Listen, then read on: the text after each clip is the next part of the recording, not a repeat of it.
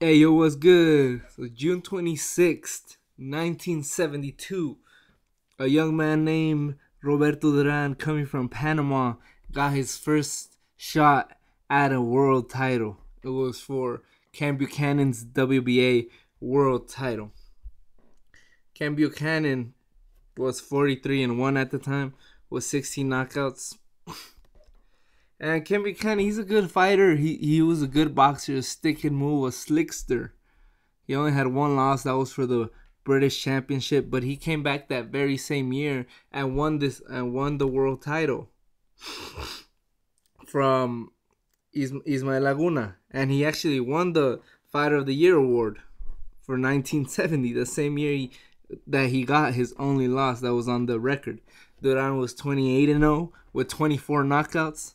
So this was to prove if Duran could be a star or not, because he was facing a very good fighter, a world champion, for his very first world championship, right? In fact, Buchanan was the favorite. He was a 13-5 favorite, and this is according to ringtv.com, which I'll give a link to this article in the description too. It's a very good article about Duran's 10 greatest victories, which I may do a video on that too, because this is, of course, my Roberto Duran week, and this is day one of Roberto Duran week. Should have mentioned that in the beginning, but oh well, I'll put that in the playlist anyway. Man, you want to see a display of brutality? You know, if you've seen only his fights against, Tommy Hearns and Ray Leonard and Hagler and all those, Barkley, and you're like, dude, Duran doesn't even hit that hard, or he's not even that much of a beast, if you want to say that, right? Because that's his second career. But you want to know why they call him manos de piedra, hands of stone? Why he struck fear in his opponents, with this scowl, with this pressure. Watch this fight, man. This fight is brutal. Duran is scary in this fight, man. He's scary. I would not have wanted to be Ken Buchanan that night, and I'm sure Ken Buchanan regrets being in that ring that night for other reasons I will talk about in a bit. But yeah, Duran started with this pressure, man. From the first moments of a few seconds had barely gone by of the first round, and Ken Buchanan gets dropped by a right hand. It wasn't like a big drop. Both of his gloves touched the ground, but he was dropped like a few seconds into the fight. So we knew, Ken Buchanan knew, like, oh, Duran's got real power, and he displayed this throughout the fight. While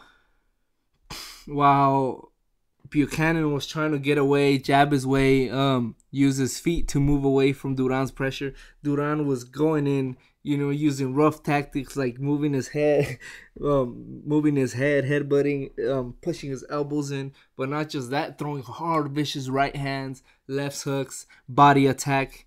Ken Buchanan had no answers, man. This was, like I said, man, you want to see a display of brutality? One of Duran's finest performance is this fight, man. He never takes his foot off the brakes. The only time that I could say he took his foot off the brake was in round 9, which was the round he actually predicted to knock Buchanan out, but he didn't. In fact, I give it rounds 9 and 10 to Ken Buchanan, because Duran slowed down a little bit, but he came back in rounds 12 and 13. In fact, actually in round 5, I forgot to mention, he hurt Ken Buchanan. So you got to give props to Ken Buchanan, who only had one loss in his record, and he was in his prime in this fight. He was the defending champion, had defended it twice, had fought some other non-title fights before this fight. So he was in his athletic prime in this fight. So no one could say that he wasn't. He hurt Ken Buchanan with the right hand, then threw some solid left hooks, right hand combinations. But Ken Buchanan stood in there enough to win last through rounds 9 and 10, which he won. But rounds 11 and 10, 12 and 13, Duran started pushing the pressure. you could see how much he disliked Ken Buchanan. And I don't know if I don't think it was anything personal. Just in the ring, he would say, I'm not an animal outside of the ring, but when I get in, I just turn to an animal and I want to hurt my opponents.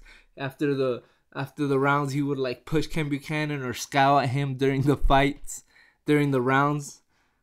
And I'm sure that struck fear in Ken Buchanan. But in round 13, the fight came to an end. After the round ended, right? Ken Buchanan was a tough cookie. He lasted all 13 rounds, but he made a big mistake by hitting Duran with the right hand after the bell rang. And this is when after he hit Duran with the right hand, this is when Duran came in and he hit him with the combination, like a right, and then he threw a left to the body, and then he threw a vicious right uppercut low, which immediately had Ken Buchanan down, screaming in pain. And the round had already ended. The referee was like, "What do I do?" Ken Buchanan was in his corner, and after a few seconds of like indecision of what was going to happen, because Ken Buchanan was in horrible pain, and I'll give a little bit more details right now. But the referee he declared it. He stopped the fight because Ken Buchanan could not continue because he was in excruciating pain. He declared this fight a knockout. So, this is a bit of a controversial fight because of how Duran won, but his performance was dominant nonetheless.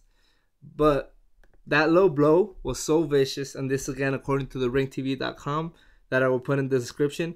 It said that it burst Buchanan's a vein in his right testicle.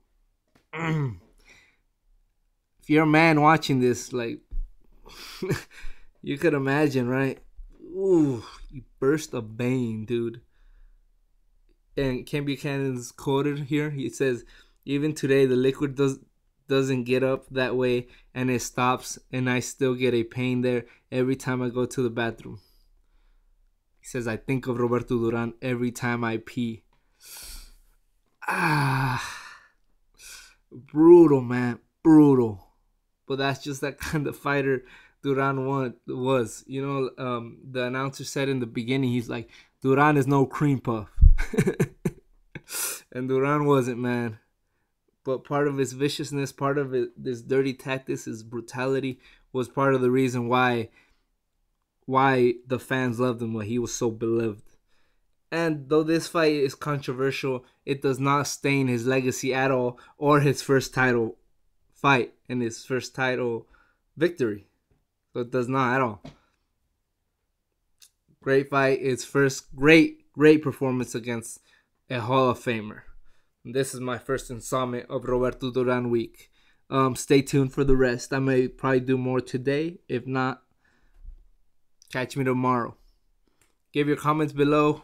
What do you think about this fight? Does it taint his legacy in any way? Don't forget to rate and subscribe. Peace.